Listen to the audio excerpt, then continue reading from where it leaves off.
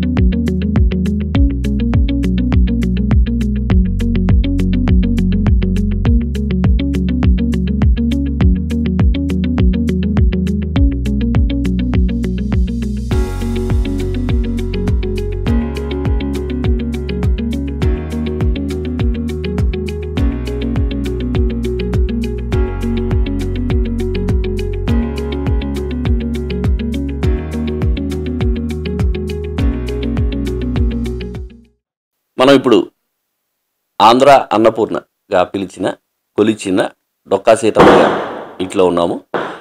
అంబేద్కర్ కోనసీమ జిల్లాలోని గన్నవరం అనే గ్రామానికి చెందిన డొక్కా సీతమ్మ గారి గురించి మనం కొత్తగా చెప్పుకోవాల్సిన అంశం ఏమి ఉండదు. ఎందుకంటే ఆవిడ చేసిన అన్నదానంతో బ్రిటిషర్స్ని మెప్పించడమే కాకుండా వాళ్ళ నుంచి ప్రత్యేకమైన గౌరవాన్ని కూడా పొందారు. ఆ బ్రిటిష్ రాజు తన పట్టాభిషేకానికి ప్రత్యేకంగా డొక్కా సీతమ్మ గారిని ఆహ్వానించి ఆవిడ వస్తేనే నేను పట్టాభిషేకం చేసుకుంటాను అనే స్థాయిలో ఆవిడ తన సేవలను అందించారు.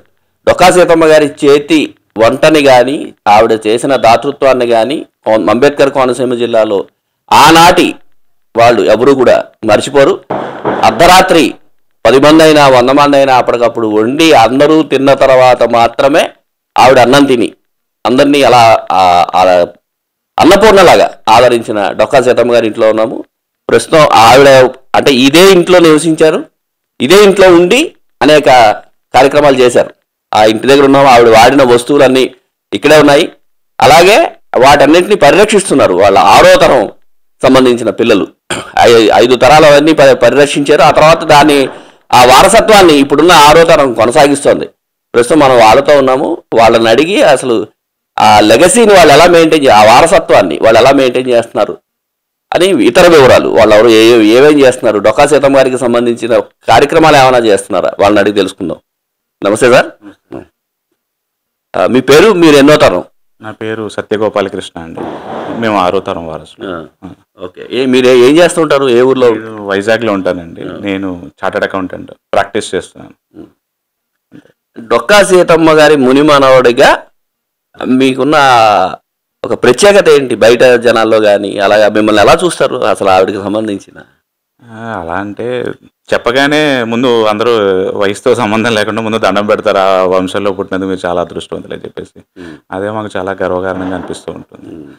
సో దాన్ని పుణికిపుచ్చుకుని మేము వచ్చినప్పుడల్లా ఈ ఇంటిని చూసుకోవడం, జాగ్రత్తగా చేసుకోవడం, అందరికీ వచ్చిన వాళ్ళందరికీ చూపించడం, ఆవిడ చరిత్ర గురించి చెప్పడం. ఇక్కడ నేను వైజాగ్లో నేను ప్రాక్టీస్ చేస్తున్న మా క్లయింట్స్కి కానీ రిలేటివ్స్కి కానీ అందరికీ అలా ఆవిడ గురించి అలా చెప్తూ ఉంటామండి. మీ ఫాదర్ నుంచి ఈవిడికి సంబంధించిన విషయాలు తెలుసుకున్నారు కదా? అవునండి. అలాగే బయట వాళ్ళు ఎవరైనా మీకు ప్రత్యేకంగా, అంటే మీ కుటుంబానికి సంబంధించిన వాళ్ళు కాకుండా బయట వాళ్ళు ఎవరైనా మీ నాయనమ్మ గారు అంటే డొక్కా సీతమ్మ గారు ఇది అని ఎవరైనా బయట వాళ్ళు చెప్పడం లాంటి అనుభవాలు ఉన్నాయా మీకు?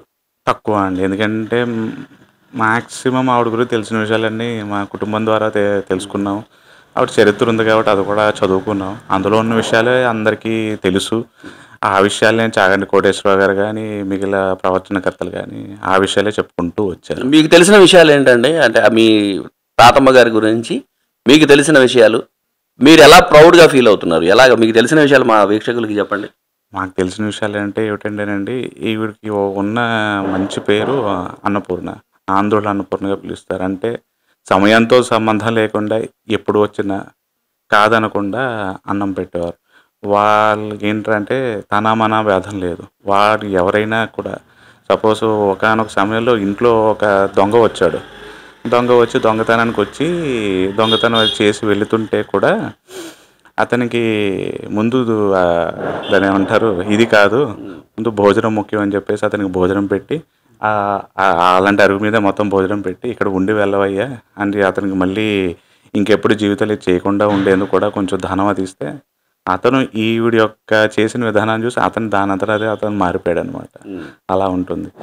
ఇంకా అంటే ఈవిడ చేసిన సేవ అనేది గుర్తించి బ్రిటిష్ వాళ్ళు ఏం చేశారంటే సత్కారం చేద్దామని చెప్పేసి ఇంటికి వచ్చినప్పుడు ఒక కలెక్టర్ని పంపిస్తే ఒక ఫోటో అది తీసుకోవడానికి కలెక్టర్కి ఆదేశాలు ఇచ్చారు. కలెక్టర్ వచ్చి అడిగితే అనమాట, నేను సత్కారాలకి సన్మానాలకి ఏవి చేయట్లేదు, చేసిన ప్రతి మనిషిలోని విష్ణుమూర్తిని తలుచుకుని చేస్తానని చెప్పేసి అంటే, అమ్మ మీరు కనుక నాకు ఫోటో ఇవ్వకపోతే నా ఉద్యోగం ఊడిపోతుందంటే, వద్దయ్యా అని, మరి ఉద్యోగం ఊడిపోతే నువ్వెలా తింటావు, సరే అయితే ఆగని చెప్పేసి అక్కడ పెరట్లో ఇదేనండి కుర్చీ, ఈ కుర్చీలో కూర్చుని ఒక చిత్రం తీసుకుని అతను పట్టుకెళ్తే బ్రిటిష్ పార్లమెంట్లో కింగ్ ఎడ్వర్డ్ 7 సో అతనికి సత్కారం చేస్తున్నప్పుడు సోఫాలో పక్కన ఈవిడ ఫోటో పెట్టుకుని ఈయన పక్కన కూర్చుని ఆవిడికి సన్మానం చేస్తూ ఆ ఫోటోకి ఈయన పట్టాభిషేకం చేయించుకున్నారు.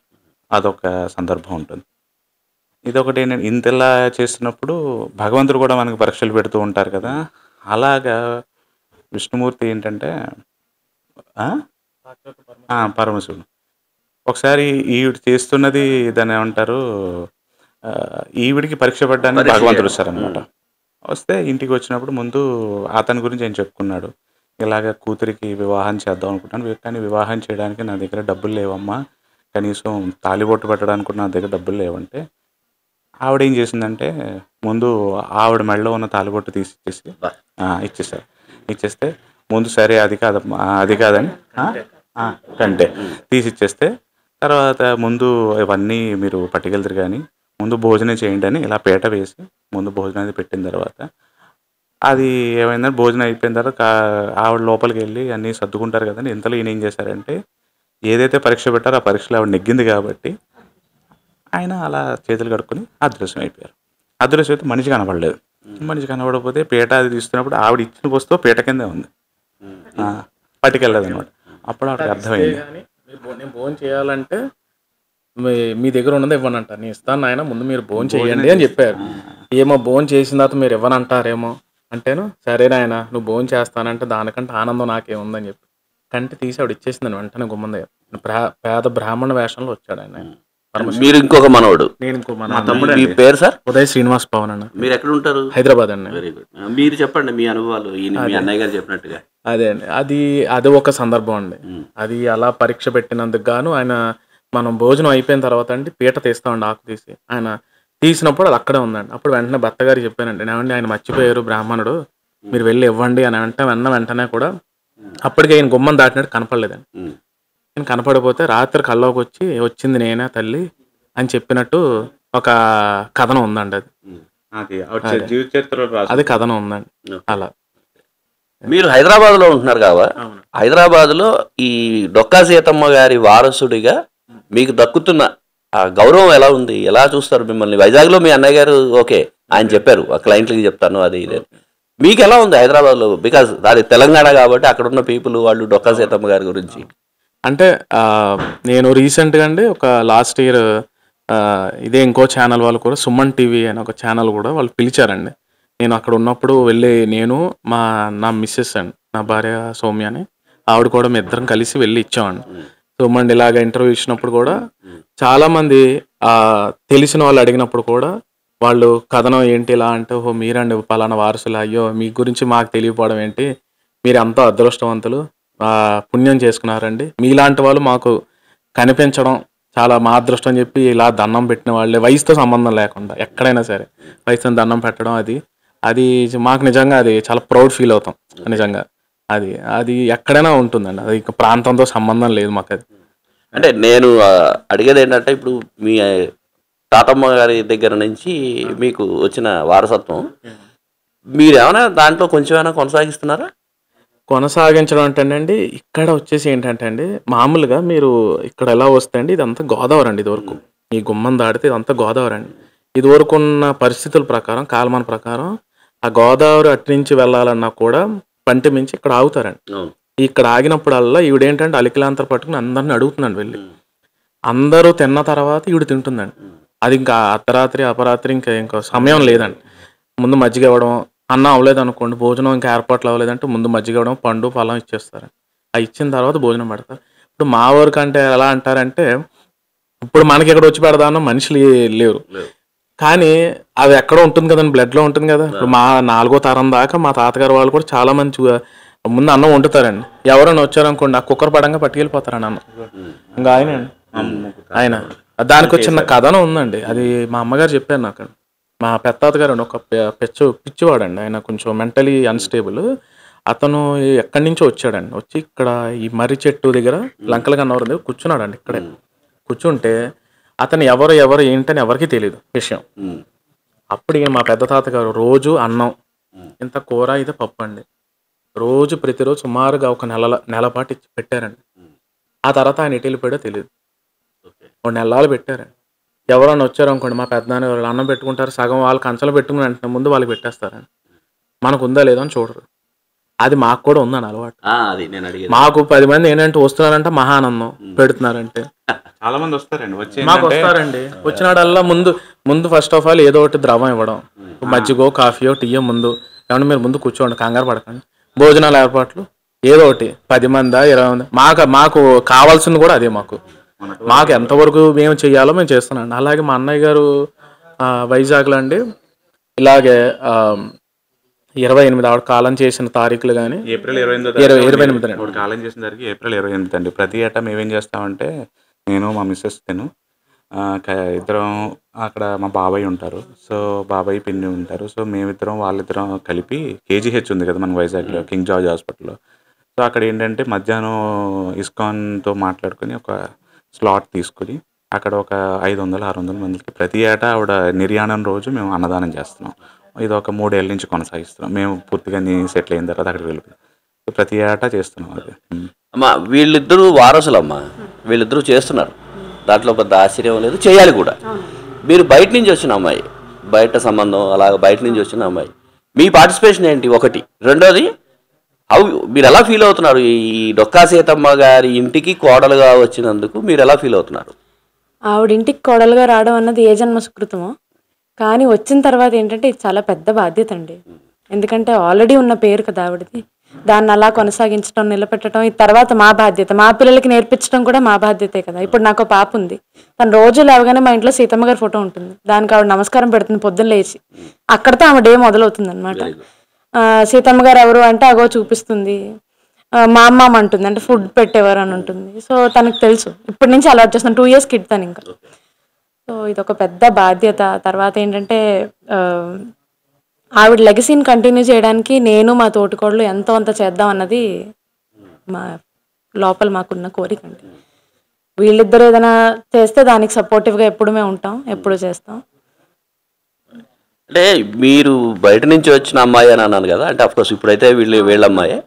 మీరు ఈ ఇంటికి వస్తున్నారని తెలిసినప్పుడు, డొక్కా సీతమ్మ గారి ఇంటికి కోడలుగా వస్తున్నారు అని తెలిసినప్పుడు మీ బంధువర్గంలో కానీ మీ స్నేహిత వర్గంలో కానీ ఎలాంటి ఫీలింగ్ ఉండేది? వాళ్ళు ఏమనేవారు? అది చాలా పెద్దదండి. ఎవరి పెళ్ళికి వచ్చినా ముందు మమ్మల్ని ఆశీర్వదించడం మానేసి డొక్కా సీతమ్మ గారు అనేవారు. అదొక క్రేజ్ అనమాట. అంటే అయ్యి బాబా ఎంత పెద్ద ఇంట్లోకి వెళ్తున్నావు నువ్వు. నేను కూడా అనుకోలేదు సార్, నేను ఏదో డొక్క అంటే మామూలు సంబంధం అనుకున్నాను, సీతమ్మ గారి వంశం నుంచి సంబంధం వస్తుందని నేను కల్లో కూడా ఊహించలేదు. అది చాలా పెద్ద, దాన్ని ఏమంటారంటే ఎన్నో జన్మల పుణ్యం ఉంటే వస్తుంది కదా, ఈ జన్మలో నేను అది very proud, very very proud. ఆ మనవలు అంటే మామూలుగా పాత అంటే మన వారసత్వాన్ని మనం కొనసాగించడం అనేది ఆస్తులకు సంబంధించి కావచ్చు, వేరే ఇంకోటి ఏదో స్పోర్ట్స్ కావచ్చు, రాజకీయాలు కావచ్చు, అలాంటివన్నీ ఉంటాయి. కానీ సేవాగుణంలో కూడా వారసత్వాన్ని 6వ తరం వాళ్ళు కొనసాగిస్తున్నారు. ఇది డొక్కా సీతమ్మ గారి నుంచి వచ్చిన వీళ్ళు చూడని ఆ మహోన్నత వ్యక్తి నుంచి వచ్చిన స్ఫూర్తి. ఈ స్ఫూర్తిని ఇక్కడ వీళ్ళు ఈ ఊరు గన్నవరం ఆవిడ స్వగ్రామం వచ్చినప్పుడు ఇక్కడ వీళ్ళు దాతృత్వం ఉంటుంది. అలాగే వీళ్ళు ఉద్యోగాలు చేస్తున్న హైదరాబాద్ కావచ్చు, విశాఖపట్నం కావచ్చు, అక్కడ కూడా ఆ మహాతల్లిని తలుచుకుని అనేక సేవా కార్యక్రమాలు చేస్తున్నారని చెప్తున్నారు.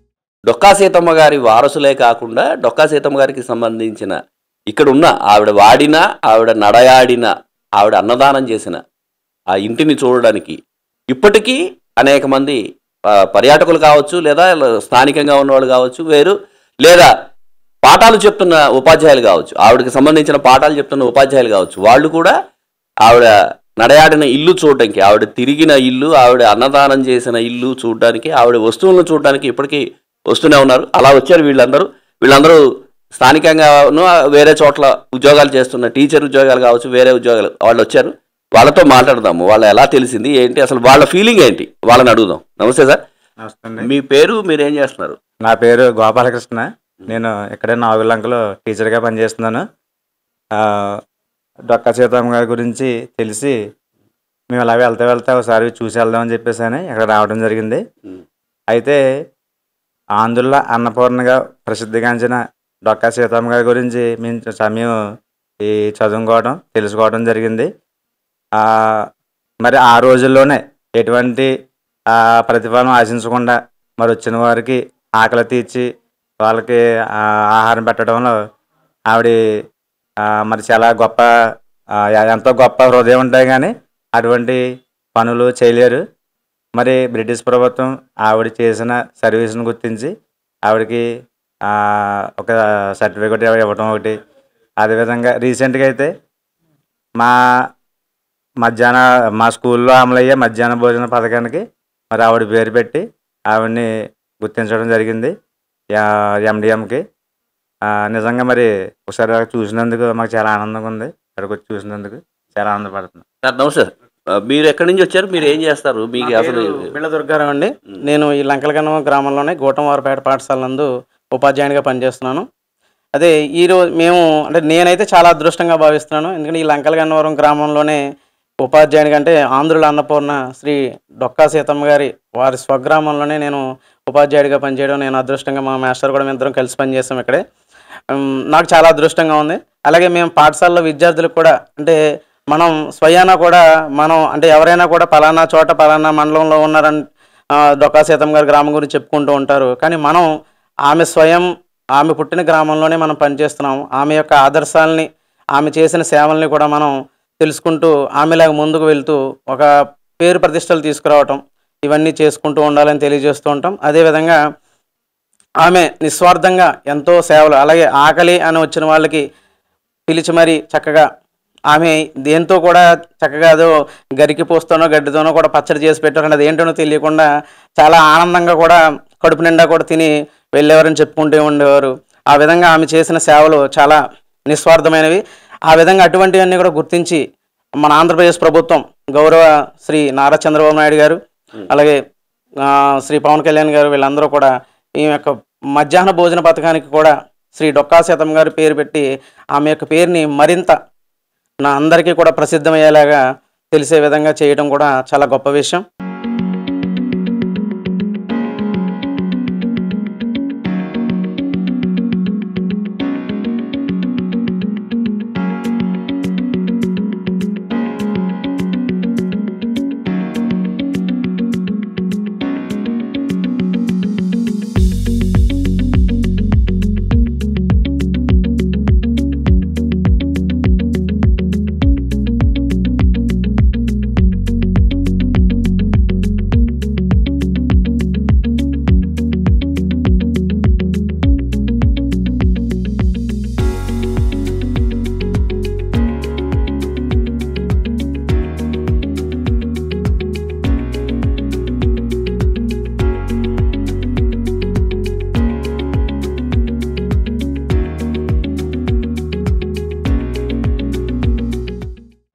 డొక్కా సీతమ్మ గారు స్వహస్తాలతో వాడిన నుయ్యి, ఈ నూతిలో నీళ్లతోటే ఇక్కడికి వచ్చే వాళ్ళకి వండి వార్చి వాళ్ళకి పెట్టేవారు. ఈ నుయ్యిని కూడా ఎటువంటి పరిస్థితుల్లోనూ మార్చకూడదని ఆ వారసులు అనుకున్నారు. దానికి అనుగుణంగానే ఈ నూతిని ఇలాగే ఉంచేశారు. ఈ నుయ్యితో పాటు ఇందాక మనం చూసిన గదులు కావచ్చు, అవన్నీ కూడా ఆవిడ స్వయంగా తిరిగిన గదులు. అలాగే పరమేశ్వరుడు ప్రత్యక్షంగా ఆవిడని పరీక్షించడానికి వచ్చారని చెప్తున్నారు కాబట్టి ఒక కథ ఉంది కాబట్టి ఆ పరమేశ్వరుడికి కూడా ఇదే నుయ్యి నుంచి తీసిన నీళ్లతోటే వండి ఆ గదుల్లోనే ఆ నేల మీద పీట వేసి అక్కడే భోజనం పెట్టారు.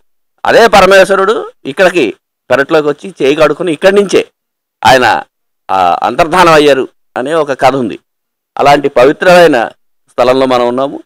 ఇప్పటికీ ఈ నుయ్యిని ఇలాగే ఉంచడానికి కారణం, అలాగే మిగతా వస్తువులు కానీ అవన్నీ ఉంచడానికి కారణం ఏంటంటే ప్రతినిత్యం ఇక్కడికి పర్యాటకులు, స్థానికులు లేదా ఇతర ప్రాంతాల వాళ్ళు ఇక్కడికి వస్తూ ఉంటారు. అందుకనే వీటిని ఇలాగే చెక్కు చెదరకుండా అలా ఉంచేసాము, ఇలాగే ఉంచేస్తాము అని కూడా చెప్తున్నారు.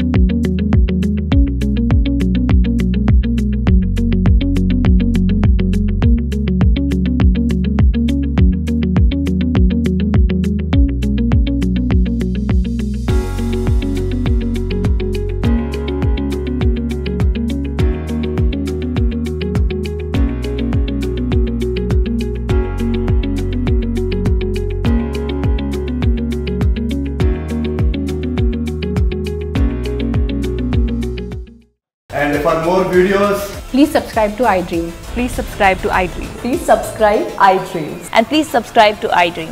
For more videos, subscribe to iDream. please like, share and subscribe to the channel. Congratulations, iDream. Subscribe to iDream. Subscribe to iDream. So subscribe to iDream Media. iDream ki iDream team andarki huge congratulations. Please subscribe iDream Media. Please subscribe to iDream. Subscribe iDream. Please subscribe to iDream. iDream అంటే నా కళల channel subscribe చేసుకున్న నోరు తిరుగుతలేదు, మీరైతే గంట గుర్తు కొట్టండి. For more such videos, please subscribe to iDream. Subscribe to iDream. Please subscribe to iDream. Please subscribe iDream Media. Please do subscribe to iDream. Please subscribe to iDream Media. For best entertainment and information, please subscribe iDream. And don't forget to subscribe to iDream.